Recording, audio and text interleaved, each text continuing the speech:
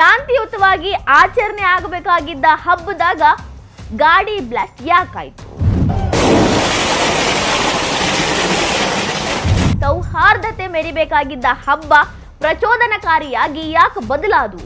ಕತ್ತಿ, ಚೂರಿ, ಚಾಕು ಹಿಡ್ಕೊಂಡು ಮೆರವಣಿಗೆ ಮಾಡೋದ್ರ ಹಿಂದಿನ ರಹಸ್ಯ ಏನು? ಮುಸ್ಲಿಂ ಅಲ್ಲದವರನ್ನ ಹೆದರಿಸೋ ಕೆಲಸ ಮೊಹರಂ ಹಬ್ಬದ ದಿನ ಯಾಕೆ ನಡೀತು?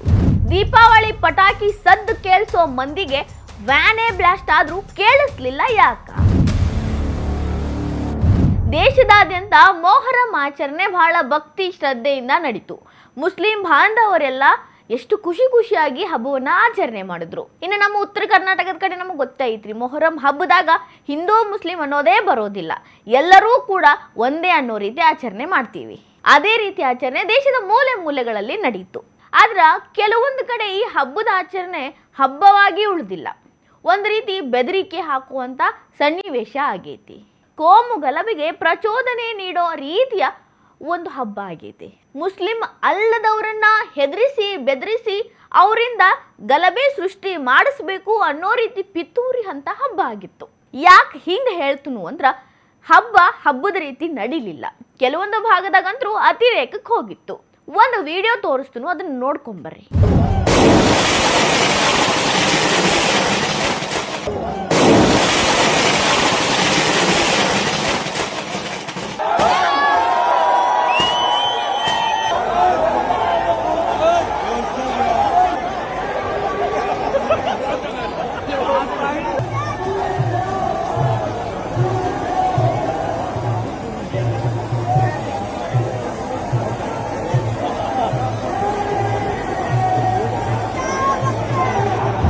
ನೋಡಿದ ತಕ್ಷಣ ಏನು ಅನ್ನಿಸ್ತೈತಿ?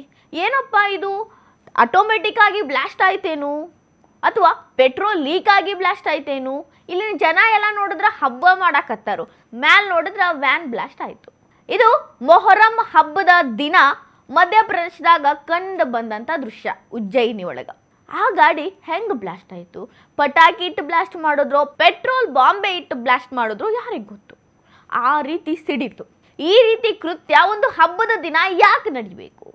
ಶಾಂತ ರೀತಿಯಿಂದ ಹಬ್ಬ ಆಚರಣೆ ಮಾಡಬೇಕಾದವರು ಈ ರೀತಿಯ ಬ್ಲಾಸ್ಟು, ಭಯ ಬೀಳಿಸುವಂತ ಕೃತ್ಯ ಯಾಕೆ ಮಾಡಿದ್ರು? ಈ ರೀತಿ ಮಾಡಿದವ್ರನ್ನ ಮಧ್ಯಪ್ರದೇಶ ಪೊಲೀಸರು ಈಗಾಗಲೇ ಅರೆಸ್ಟ್ ಮಾಡ್ಯಾರ. ಅಲ್ಲಿ ಯಾವ ರೀತಿಯ ಬಾಂಬ್ ಬ್ಲಾಸ್ಟ್ ಆಯಿತು, ಪಟಾಕಿನೇ ಬ್ಲಾಸ್ಟ್ ಆಯಿತು, ಲಕ್ಷ್ಮಿ ಆಟೋಮ್ ಬಾಂಬ್ ಬ್ಲಾಸ್ಟ್ ಆಯಿತು ಗೊತ್ತಿಲ್ಲ. ಈಗಷ್ಟೇ ಅರೆಸ್ಟ್ ಮಾಡಿರೋದ್ರಿಂದ ಅದೇನು ಎತ್ತ ಅನ್ನೋದನ್ನ ಪತ್ತೆ ಮಾಡಬೇಕು.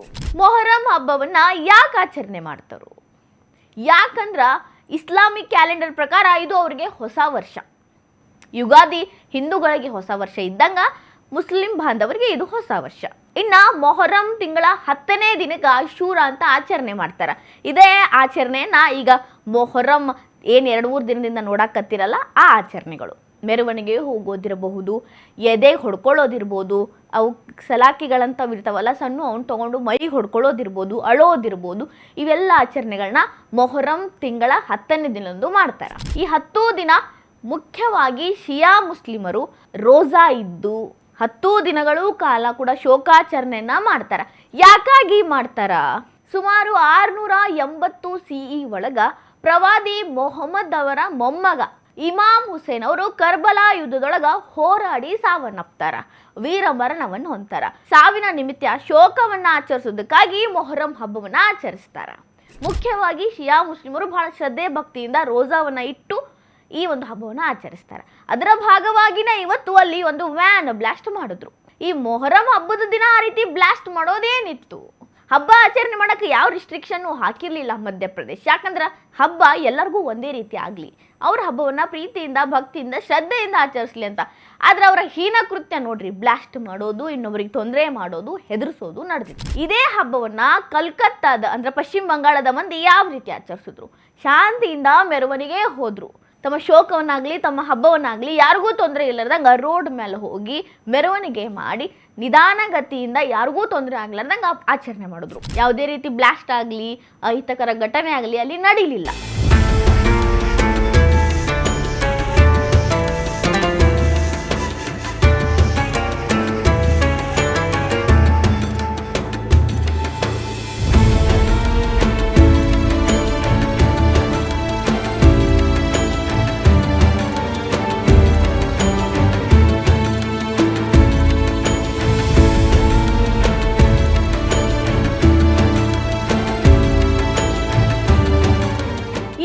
ಶಾಂತಿಯುತವಾಗಿ ಹಬ್ಬ ಆಚರಣೆ ಮಾಡಿದ್ರೆ ಅಬ್ಜೆಕ್ಷನ್ ಇರೋದಿಲ್ರಿ. ಅಬ್ಜೆಕ್ಷನ್ ಯಾವಾಗ ಬರ್ತೈತಿ? ನಮ್ಮ ಆಚರಣೆಯಿಂದ ಇನ್ನೊಬ್ಬರಿಗೆ ತೊಂದರೆ ಆದಾಗ, ನಮ್ಮ ಆಚರಣೆಯಿಂದ ಮುಸ್ಲಿಮೇತರರಿಗೆ ಹೆದರಿಕೆ ಭಯ ಹುಟ್ಟಿಸುವಂತ ಸಿಚುವೇಶನ್ ಕ್ರಿಯೇಟ್ ಆದಾಗ. ಇತ್ತೀಚಿನ ದಿನದಾಗ ಶಾಂತಿಯುತ ಹಬ್ಬ ಮೊಹರಂ ಹಬ್ಬ ಆಗಿ ಉಳಿದಿಲ್ಲ. ವೈಖರಿ ಬದಲಾಗೈತಿ, ಆಚರಣೆ ಮಾಡೋ ಮನಸ್ಸುಗಳ ಬದಲಾಗ್ಯಾವ. ಮತಾಂಧ ಮನಸ್ಸುಗಳು ಈ ಹಬ್ಬದಾಗ ಜಾಗೃತ ಆಗಕತ್ತಾವ. ಶಾಂತಿಯುತವಾಗಿ ನಡೆಯೋ ಕಡೆ ನಡೆದೈತಿ, ಆದ್ರ ಮತಾಂಧ ಮನಸ್ಥಿತಿಗಳು ಈ ಮೊಹರಂ ಹಬ್ಬದಾಗೂ ಕೂಡ ತಮ್ಮ ಬಿಹೇವಿಯರ್ ಅನ್ನ ಬಿಟ್ಟಿಲ್ಲ. ಆ ರೀತಿಯ ಕೆಲವೊಂದು ಉದಾಹರಣೆಗಳನ್ನ ಹೇಳ್ತೇನೆ ಕೇಳ್ರಿ. ಬಿಹಾರದಾಗ ಮೊಹರಂ ಹಬ್ಬದ ನಿಮಿತ್ತ ಒಂದು ಮೆರವಣಿಗೆಯನ್ನ ಆಯೋಜನೆ ಮಾಡಿದ್ರು. ಯಾವಾಗ ಹಿಂದೂಗಳಿರುವಂತ ಏರಿಯಾದಾಗ ಮೆರವಣಿಗೆ ತಲುಪ್ತಲ್ಲ, ಕತ್ತಿಗಳು ಮ್ಯಾಲೆ ಎದ್ವು. ಪ್ರತಿಯೊಬ್ಬರ ಕೈಯಾಗ ಕತ್ತಿ, ಚಾಕು, ಚೂರಿ ಇದ್ದಾವ. ಹಾಡು ಯಾವ ರೀತಿ ಹಾಕ್ಯಾರ? ದಮ್ಮಿದ್ರೆ ಹೊರಗೆ ಬಾ, ನಮ್ಮನ್ನ ಯಾರೂ ಮುಟ್ಟಕ್ ಆಗೋದಿಲ್ಲ, ತಲೆ ಬಗ್ಗಿಸಿರಬೇಕು, ನಾವು ಯಾರ ಮುಂದೆ ತಲೆ ಬಗ್ಗೋದಿಲ್ಲ ಅನ್ನುವಂತ ಹಾಡುಗಳನ್ನ ಹಾಕಿ ಅಲ್ಲಿ ಮೆರವಣಿಗೆ ಮಾಡಕತ್ತಾರ.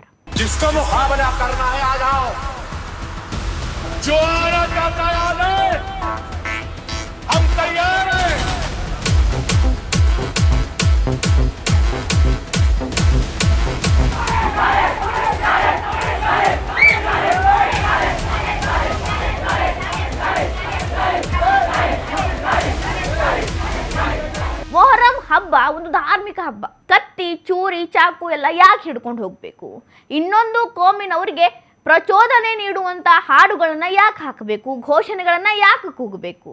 ಇನ್ನ ಇದಾ ಬಿಹಾರದ ಹಜ್ಜಿಪುರದಾಗ ಇಂಥದ್ದೇ ಇನ್ನೊಂದು ಘಟನೆ ನಡೆದೈತಿ. ಅಲ್ಲಿನ ಪುಂಡ ಪೋಖರಿಗಳು ಕೈಯೊಳಗ ಗನ್ ಹಿಡ್ದಾರ, ತುಪಾಕಿಗಳನ್ನ ಹಿಡ್ಕೊಂಡು ಶೂಟ್ ಮಾಡಿ ಖುಷಿ ಪಡಾಕತ್ತಾರ ಹಬ್ಬದ ಆಚರಣೆ ಒಳಗ.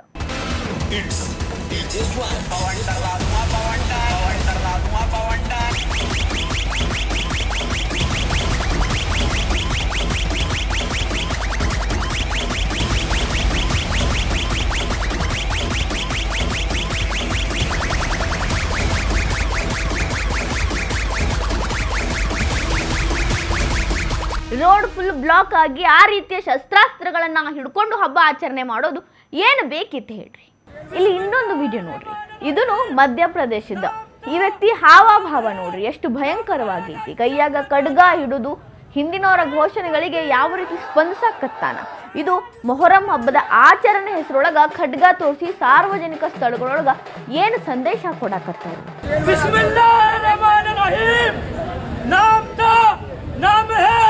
नाम रहेगा इंशाअल्लाह ताला। नारे तकबीर।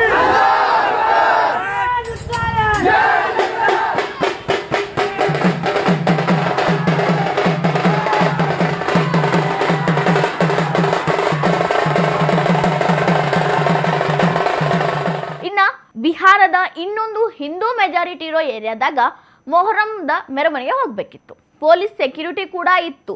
ಪೊಲೀಸರ ಮುಂದೆ ಅವರು ಕತ್ತಿಗಳನ್ನ ಹಿಡ್ಕೊಂಡಾರ, ಕಟ್ಟಿಗೆಗಳನ್ನ ಹಿಡ್ಕೊಂಡಾರ, ದೊಡ್ಡ ದೊಡ್ಡ ಖಡ್ಗಗಳನ್ನ ಹಿಡ್ಕೊಂಡಾರ. ಯಾವ ರೀತಿ ಮೆರವಣಿಗೆ ಹೊಂಟೇನು?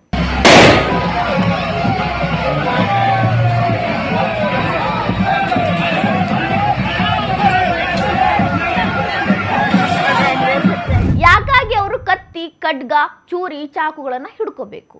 ಉದ್ದೇಶ ಏನು? ಅವರ ಹಬ್ಬವನ್ನ ಅವರು ನೆಮ್ಮದಿಯಿಂದ ಆಚರಿಸಕತ್ತಾರ. ಅಲ್ಲಿ ಯಾರೂ ಕೂಡ ರಿಸ್ಟ್ರಿಕ್ಟ್ ಮಾಡಾಕತ್ತಿಲ್ಲ, ಹಿಂಗೆ ಮಾಡಬೇಕು ಅಂತ ಹೇಳಾಕತ್ತಿಲ್ಲ. ಇವನ್ ಸರ್ಕಾರ ಕೂಡ ಅವರಿಗೆ ಹಬ್ಬ ಆಚರಣೆ ಮಾಡಕ್ ಸಪೋರ್ಟ್ ಕೊಟ್ಟೈತಿ. ಆದ್ರೂ ಕೂಡ ಈ ಕೃತ್ಯ ಯಾಕಂತ, ಅದನ್ನು ಮುಸ್ಲಿಮೇತರು ಇರುವಂತ ಜಾಗಕ್ಕೆ ಬಂದಾಗ ಮಾತ್ರ ಘೋಷಣೆಗಳು ಹೊರಗೆ ಬರ್ತಾವ, ಆ ರೀತಿಯ ಹಾಡುಗಳು ಪ್ಲೇ ಆಗ್ತಾವ. ಇದರ ಉದ್ದೇಶ ಏನಿರಬೇಕು? ಈ ರೀತಿಯ ಆಚರಣೆ ಸಾಕಷ್ಟು ಪ್ರಮಾಣದಾಗ ಭಾರತದಾಗ ನಡೆದೈತಿ. ಇದನ್ನ ವಿರೋಧ ಮಾಡಬೇಕು ಅಥವಾ ಇದು ಅವರ ಹಬ್ಬದ ಆಚರಣೆ ವೈಖರಿ ಪರಿ ಅನ್ನಬೇಕು. ಈ ರೀತಿಯ ಹಬ್ಬ ಮೊದಲೆಲ್ಲ ಆಗ್ತಿರ್ಲಿಲ್ರಿ. ಹಬ್ಬದಾಗೆ ನಡೀತಿತ್ತು, ಹಿಂದೂ ಮುಸ್ಲಿಮರು ಭಾಗವಹಿಸಿ ಮಾಡ್ತಾ ಇದ್ರು. ಆದ್ರೆ ಈಗ ಹಿಂದೂಗಳಿಗೆ ಪ್ರಚೋದನೆ ನೀಡುವಂತ ಹೇಳಿಕೆಗಳ ಜೊತೆ ಹಬ್ಬ ನಡೆಯಕತ್ತೈತಿ, ವೈಖರಿ ಬದಲಾಗೈತಿ. ಇಷ್ಟೆಲ್ಲ ಆದ್ರೂ ಕೂಡ, ವ್ಯಾನ್ಗಳ ಬ್ಲಾಸ್ಟ್ ಆದ್ರೂ ಕೂಡ ಕೋಮು ಸೌಹಾರ್ದತೆ ಬಗ್ಗೆ ಪಾಠ ಮಾಡೋ ಮಂದಿ ಒಂದೇ ಒಂದು ಮಾತು ಮಾತಾಡತ್ತಿಲ್ಲ. ಈ ರೀತಿ ಆಚರಣೆ ಮಾಡಬೇಡ್ರಿ ಅಂತ ಹೇಳಾಕತ್ತಿಲ್ಲ. ದೀಪಾವಳಿ ಒಳಗ ಪಟಾಕಿ ಸದ್ದಿಗೆ ಅವರ ಕಿವಿ ಬ್ಲಾಸ್ಟ್ ಆಗ್ತಾವ.